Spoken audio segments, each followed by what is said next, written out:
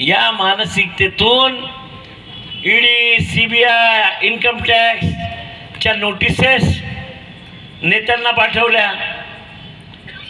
आता मध्य प्रदेशामध्ये मोदीजींनी अजितदादा पवारांवर आरोप लावले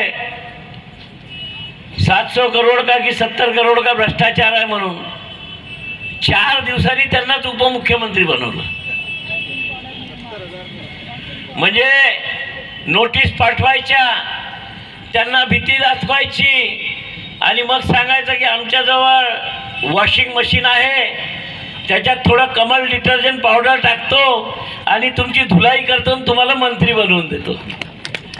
अनेक बनले आणि जे नाही बनले ते जेलमध्ये गेले. केजरीवाल जेलमध्ये आहे, ते ओरिसाचे मुख्यमंत्री जेलमध्ये आहे. आमचे बहुजन समाजाचे अनिल बाबू देशमुख 1.5 वर्ष गृहमंत्री असताना जेलमध्ये टाकला हो. 1.5 वर्षानंतर काही सिद्ध झालं नाही, जमानत झाली. 1.5 वर्ष तर गेले त्यांचे. म्हणजे अशा पद्धतीनं विरोधक संपवायचा.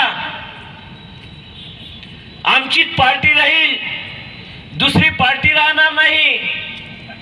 राज्याचं महाविकास आघाडीचं सरकार चालू होतं, त्या अलिबाबानं 40 चोर पकडले आणि घेऊन गेलं तिकडे ओडिसाचं सरकार पाडलं. मित्रांनो, हे संविधानानुसार झालं का? म्हणजे या देशात संविधानानुसार काम चालू आहे का? आम्ही सत्ता दिली आणि यांची मनमानी चालू झाली. हुकुमशहाच्या पद्धतीनं ही सत्ता चालवत आहे. आणि म्हणून मित्रांनो, या देशातील जनता आता रस्त्यावर उतरली आहे. इंडिया आघाडीच्या निमित्तानं आधी सर्व पक्ष एकत्रित आले, परंतु आता तुम्ही हळूहळू पहा, या देशातली जनता, या देशातली 70% जनता ही लढाई आपल्या हातात घेणारा आता पहिला फेज आहे. आपण नागपुरात 15 दिवस प्रचार केला.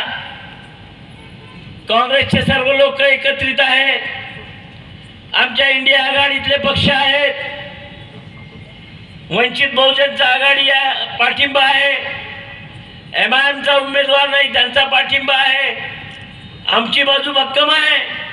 परंतु मित्रांनो, प्रचाराला गेलो ना तर इतके बुद्धिजीवी लोक, तुम्ही आता आले म्हणे, आम्ही 3 महिन्यापासूनच मोदीला पाडवा म्हणून फिरून झालो म्हणे. असे लोक सांगून झाले, तुम्ही आता प्रचाराला आले म्हणे. ही मानसिकता लोकांची झाली आहे. तर भारतीय जनता पार्टी विरुद्ध 70% देशातली जनता ही लढाई होणार आहे मित्रांनो. ही नागपूरला आता पहिला फेज आहे आणि RSSच्या गडात ही लढाई आहे. यांनी किती वादळ उठवलं होतं 3 महिन्याआधी की गडकरी साहेबांच्या समोर लढायला कोणीच तयार नाही. इलेक्ट्रॉनिक्स मीडिया, प्रिंट मीडिया सगळे सांगत कोणी तयार नाही लढने के लिए.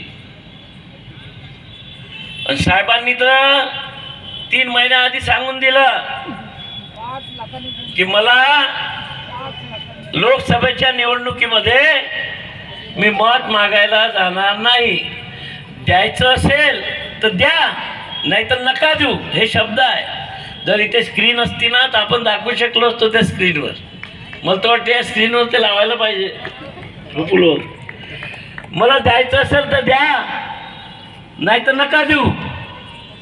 मी चहा नाही पाजणार, मी लक्ष्मी दर्शन नाही करवणार, देशी विदेशी नाही देणार.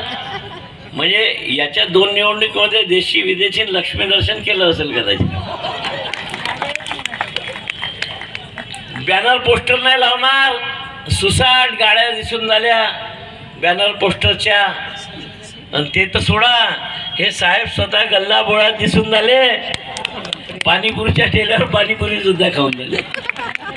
एवढंच नाही तर आपल्या प्रचारासाठी राज्याचे मुख्यमंत्री या प्रफुल्ल भाऊच्या गावात पदयात्रा काढली त्याची. माझ्या मतदारसंघात ते उत्तर प्रदेशातून योगी आदित्यनाथ आले. आज कोणी मनोज तिवारी पुन्हा तिथं चालला. म्हणजे या नागपूर शहरातल्या सामान्य जनतेची किती भीती वाटून झाली त्यांना. आपल्याकडून तर सामान्य जनताच आहे ना. तर या सामान्य जनतेने या लोकतंत्रामध्ये जो मतदानाचा अधिकार तुम्हाला आहे, मतदार हा भारताचा राजा आहे. तुम्ही निवडून दिलेला राजनेता हा राजा नाही राहू शकतो, 5 वर्षाचा टेम्पररी राहू शकतो. खरा राजा हा मतदार आहे. आणि या मतदार राजाने ज्यांना घमंड चढलं होतं की मी द्यायचं असेल तर द्या, नाही तर नका देऊ, त्यांना रस्त्यावर उतरवलं. हा पहिला विजय मित्रांनो तुमचा झाला. तुम्ही लढाई जिंकली आहे.